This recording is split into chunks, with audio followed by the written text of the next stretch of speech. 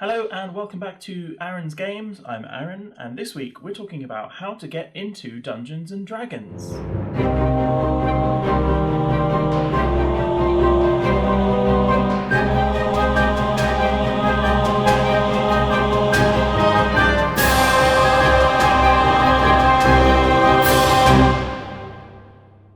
Before we get started with today's video, I want to give a quick shout out to SaffronStitched on Instagram because she makes lots of cool fabric related D&D accessory type things, including this very nice dice charm bag. It's made for holding dice or pens or other accessories. It's got the little D20 on the zipper. I currently use it to hold my Nintendo DS's and drop one of them. But it's great. It's got this lovely D20 fabric on the outside, and inside is a nice sparkly fabric. She just makes cool stuff. Go and check her out on Instagram. She's also on Etsy, SaffronStitched. Go take a look. So, into this week's video.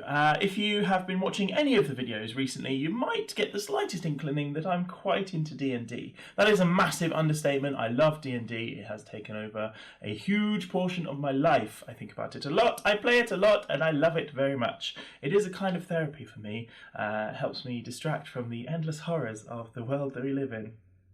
So, slight misnomer on this week's video. I'm not going to tell you how to get into Dungeons and Dragons specifically. I wouldn't class myself as an expert. I'm going to tell you how I got into Dungeons and Dragons, and maybe that will help you if you are interested in getting into Dungeons and Dragons. I'm not going to tell you that this is the only way to do it. It's one of the ways. It's the way I did it, and it's worked for me, so maybe it can work for you. Firstly, why play Dungeons and Dragons? Well, it's an infinite game. Essentially, anything can happen. Your DM will run the game for you and describe the situations that you face, and as a player, you will decide what you want to do based on those descriptions, based on your character's motivations, based on the storyline that you've been following.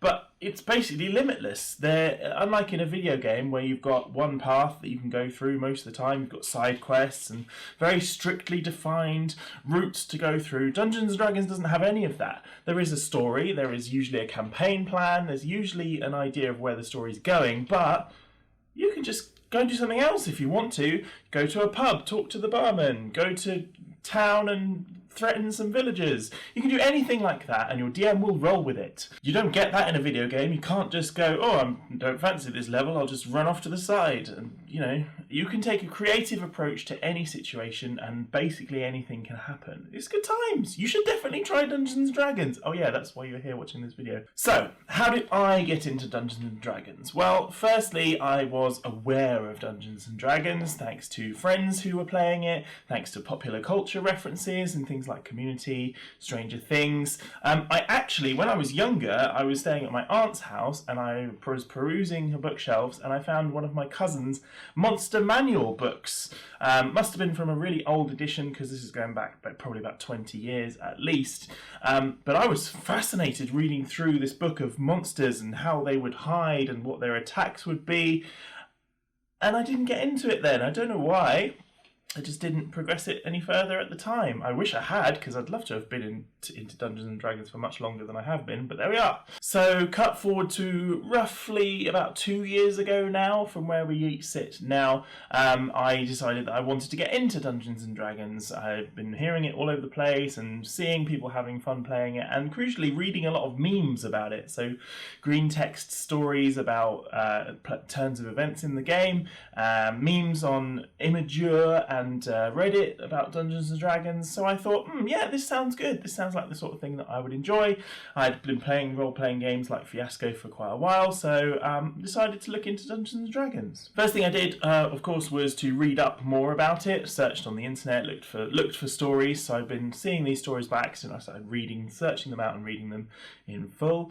Then I watched some instructional videos. So I went onto YouTube and looked at some introductions to Dungeons and Dragons Dragons, introductions to the class, introductions to dungeon mastering.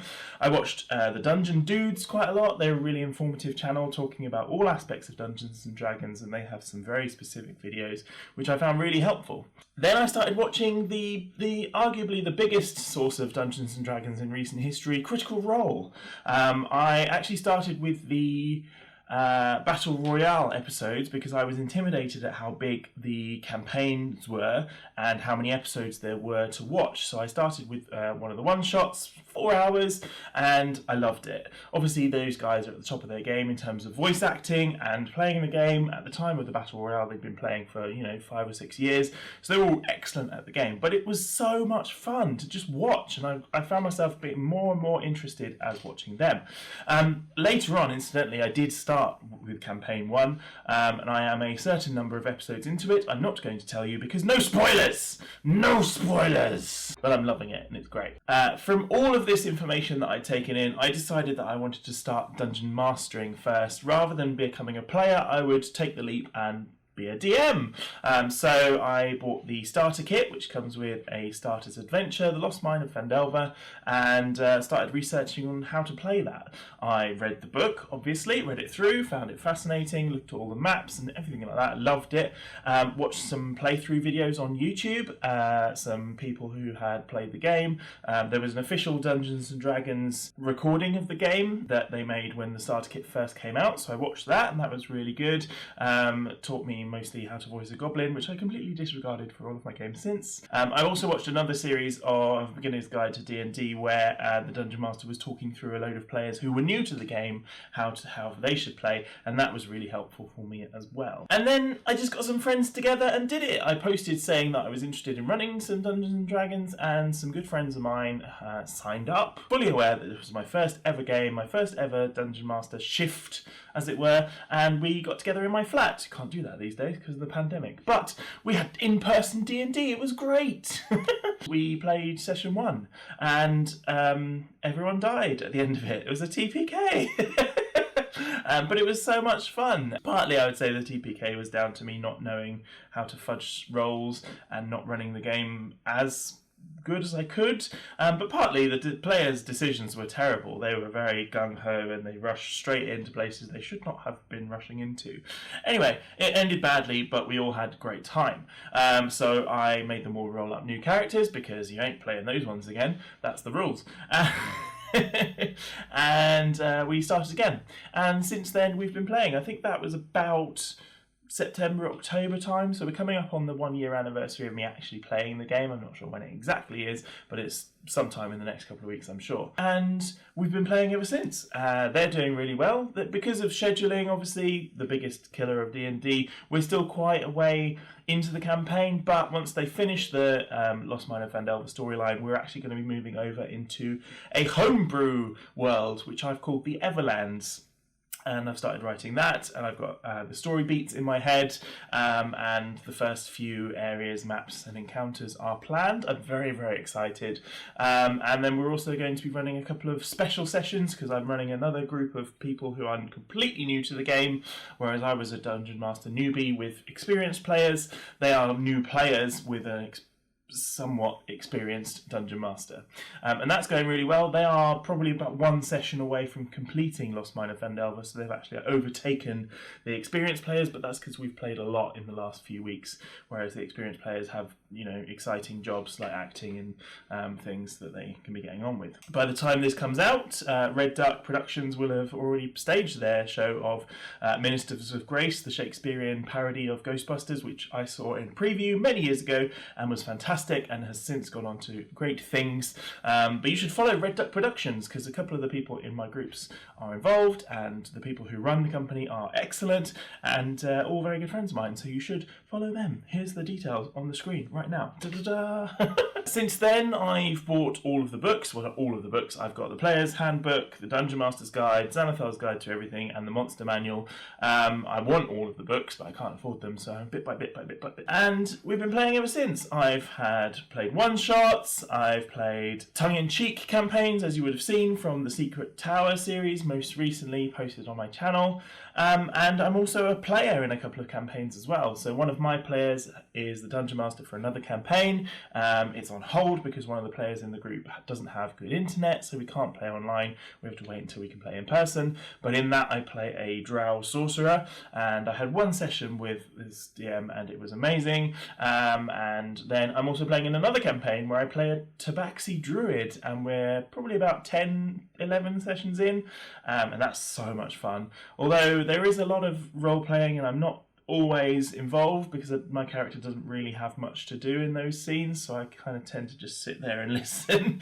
But it's great fun, we're a great bunch, and we've very last minute been told that we're playing tonight, so I'm super excited about that because I thought we were on hold for a while. So yes, I get to bring out my tabaxi once more. And that's it. That's basically how I got into Dungeons and Dragons, and it's taken over a large part of my life, as you can tell from my t-shirt. I really, really recommend you get into Dungeons and Dragons if you're interested in role-playing or any kind of gaming.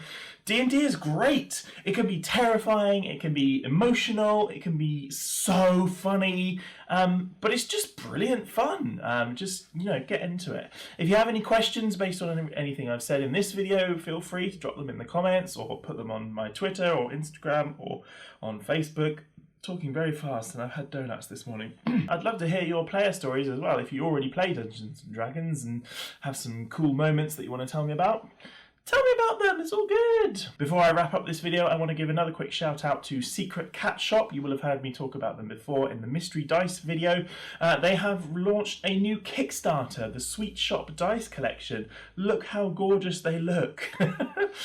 They have a set of dice based on Sweet Shop classics like Jazzies, Strawberries, Cola Bottles, and they look delicious. They also have a Sharp Edge Pastel collection which looks just beautiful. So check out their Kickstarter if you are into interesting dice. I am fully a dice goblin. I will be pledging immediately. At the time I'm recording this, they're going to be launching the Kickstarter in 2 hours. By the time you watch it, it will be live. Who knows, maybe it'll even be fully funded. Jump in and get yourself some Sweet Shop dice. And that's it for this video. Thank you so much for watching. If you found this helpful at all in your quest to become a Dungeons and Dragons player, share it with someone else you know who is interested in becoming a Dungeons and Dragons player. Maybe there's someone you're trying to convince and get them into the game and you don't really know how to do it. Well, I'd be happy to talk to them via means of this video, of course. And leave a comment, as I've said, tell me your favourite D&D memories, ask me any questions you have about the game, and thank you for watching. And don't forget you can follow me on Twitter, Instagram, Facebook. You can do all of the social media-y things. And that's about it for this week. Thanks for tuning in, and I'll see you again soon. Bye-bye.